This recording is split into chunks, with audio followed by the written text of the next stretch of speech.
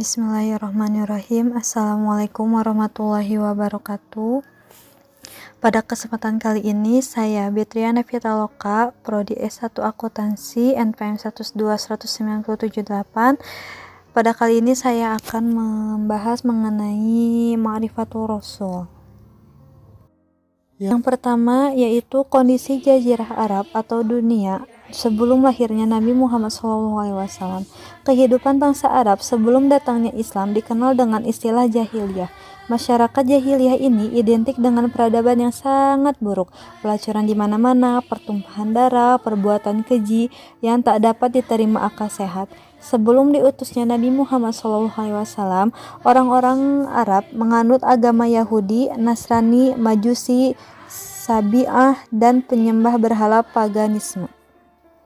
Kondisi sosial bangsa Arab jahiliyah memiliki klasifikasi berbeda-beda, di mana kaum bangsawan mendapat kedudukan terpandang.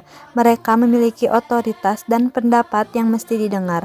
Adapun gaya hidup masyarakat Arab jahiliyah terbiasa bercampur baur antara kaum laki-laki dan perempuan. Boleh dikatakan kehidupan mereka jauh dari akal sehat. Selain pelacuran, gila-gilaan, pertumpahan darah sudah biasa di kalangan masyarakat Arab jahiliyah. Imam Bukhari meriwayatkan dari Aisyah radhiyallahu anha bahwa pernikahan pada masa jahiliyah terdiri dari 4 macam. Yang pertama, pernikahan seperti pernikahan orang sekarang, yaitu seorang laki-laki mendatangi laki-laki yang lain dan melamar wanita yang di bawah perwaliannya atau anak perempuannya. Kemudian dia menentukan maharnya dan menikahinya. Yang kedua, seorang laki-laki berkata kepada istrinya manakala ia sudah suci dari haidnya, pergilah kepada si fulan dan bersegamalah dengannya. Kemudian setelah itu istrinya ditinggalkan dan tidak disentuh selamanya hingga tampak tanda kehamilannya dari laki-laki tersebut. Apabila si suaminya masih berselera kepadanya, maka dia akan menggaulinya. Hal tersebut dilakukan hanyalah lantaran ingin mendapatkan anak yang pintar. Pernikahan semacam ini dinamakan dengan nikah al-istibda.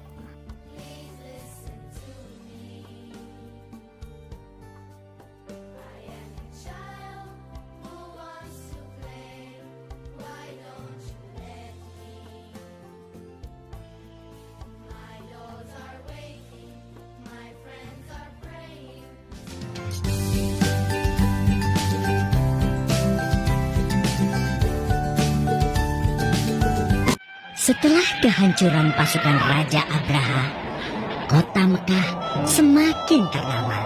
Dari kota inilah sejarah manusia paling mulia dimulai. Ka'bah sebagai jantung kota Mekah semakin ramai dikunjungi para peziarah. Demikian pula para pedagang. Mereka datang dari berbagai penjuru jazirah. Namun sayang, Ka'bah mulai diselewengkan fungsinya. Akibatnya, kejahiliahan merajalela. Bahkan pada masa itu, memiliki bayi perempuan adalah hal yang sangat memalukan. Aib bagi keluarga. Sehingga sebagian dari mereka tega membunuh bayi perempuan mereka sendiri. Di tengah Yang kedua, kisah Nabi dari lahir hingga diangkat menjadi seorang Nabi. Nabi Muhammad SAW lahir pada hari Senin 12 Rabiul Awal tahun Gajah dan bertepatan tanggal 22 April 571 Masehi di Mekah dan wafat pada 8 Juni 632 di Madinah pada usia 63 tahun. Muhammad lahir sudah yatim karena saat Nabi Muhammad SAW masih dalam kandungan, ayahnya sudah meninggal dunia. Nabi terlahir dari keluarga bangsawan Bani Quraisy. Dengan nama lengkap Muhammad bin Abdullah, dia merupakan seorang pembawa ajaran Islam dan diyakini oleh umat muslim sebagai nabi dan rasul yang terakhir. Kedua kota tersebut terletak di daerah Hijaz, Arab Saudi. Muhammad adalah satu-satunya orang yang berhasil meraih keberhasilan luar biasa baik dalam hal spiritual maupun kemasyarakatan. Muhammad mampu mengelola bangsa yang awalnya egoistis, barbar, terbengkalang, dan terpecah belah oleh setisme kesukuan, menjadi bangsa yang maju dalam bidang ekonomi, kebudayaan, dan kemiliteran, dan bahkan sanggup mengalahkan pasukan Romawi yang saat itu merupakan kekuatan militer terdepan di dunia. Sejak kecil, Muhammad SAW jauh dari tradisi-tradisi jahiliyah dan tidak pernah melakukan penyembahan terhadap Tuhan berhala. Namun demikian, beliau tetaplah seorang yang santun dan jujur. Karenanya, beliau terkenal dengan gelar Al-Amin, orang yang terpercaya. Nabi Muhammad SAW menjadi Rasul Allah. Turunnya wahyu pertama Quran Surat Al-A'la 1-5 di Gua Hiro pada hari Senin di bulan Ramadan pada usia yang ke-40 menjadi awal kerasulan Muhammad SAW. Wahyu pertama tersebut berisi ayat 1, bacalah dengan nama Tuhanmu yang menciptakan. Ayat 2, yang menciptakan manusia dari segumpal darah. Yang ayat 3, bacalah, dan Tuhanmu lah yang maha mulia. Ayat 4, yang mengajari manusia dengan pena. 5, dia mengajarkan manusia apa yang tidak diketahuinya. Setelah menerima wahyu tersebut, Muhammad SAW pulang menemui Khadijah dan mengungkapkan kekhawatirannya terhadap dirinya. Khadijah menenangkan, bergembiralah, demi Allah, dia tidak akan pernah menyia-nyiakanmu. Demi Allah, engkau ini menghubungkan silaturahmi, berkata jujur, menanggung beban yang lemah, membantu orang yang tidak punya, memuliakan tamu, menolong orang-orang yang ditimpa bencana. Khadijah lalu mempertemukannya dengan anak pamannya, Waraqah bin Naufal, seorang pendeta Nasrani. Setelah menjelaskan peristiwa yang baru dialaminya di Gua Hiro, Waraqah menjelaskan bahwa yang datang kepada Muhammad SAW adalah malaikat yang pernah datang kepada Nabi Musa alaihissalam. Kita semua pasti tahu bahwa sebagai manusia kita diciptakan untuk beribadah kepada Allah. Allah berfirman, "Wa ma khalaqtul jinna wal insa illa liya'budun." Dan aku tidak menciptakan jin dan manusia melainkan supaya mereka mengabdi kepadaku. Tapi bagaimana cara kita beribadah kepada Allah? Untuk itulah Allah mengutus para nabi dan rasul agar mengajarkan kepada kita cara beribadah kepadanya. Allah berfirman, "Wa laqad arsalna fihim munzirin."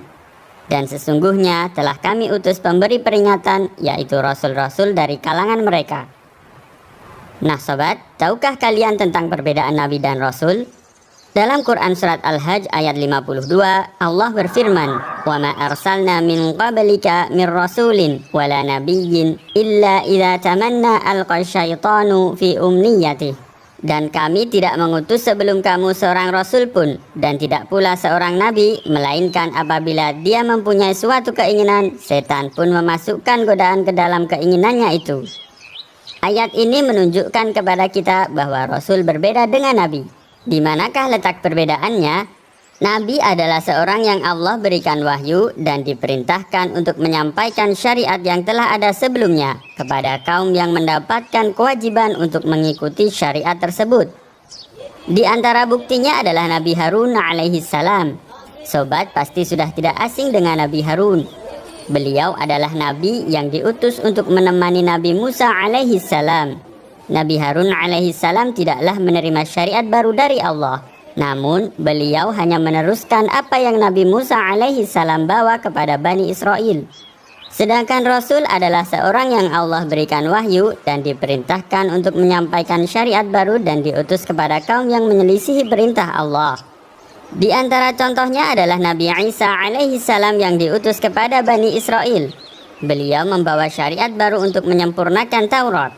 Allah berfirman, "Wa qaffayna ala atharihim bi Isa bin Maryam musaddiqan lima baina yadayhi minat Taurah." Dan kami teruskan jejak mereka dengan mengutus Isa putra Maryam, membenarkan kitab yang sebelumnya yaitu Taurat. Wallahu a'lam. Selanjutnya ada 4 sifat wajib Nabi dan Rasul. Yang pertama ada sidik, yaitu artinya benar.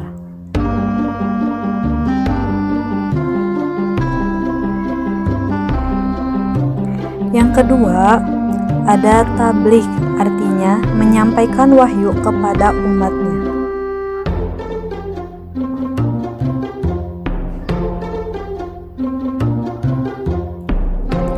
Yang ketiga ada amanah. Amanah merupakan pengertian dari dapat dipercaya atau terpercaya. Yang keempat ada fatonah, yaitu cerdas.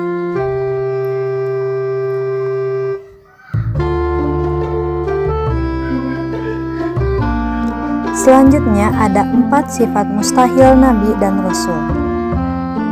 Yang pertama, jahlun atau baladah, mempunyai arti bodoh.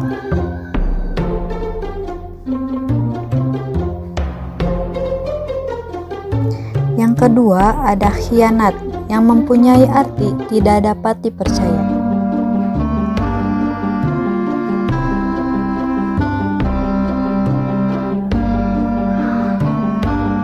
Yang ketiga yaitu kitmat, mempunyai arti menyembunyikan wahyu.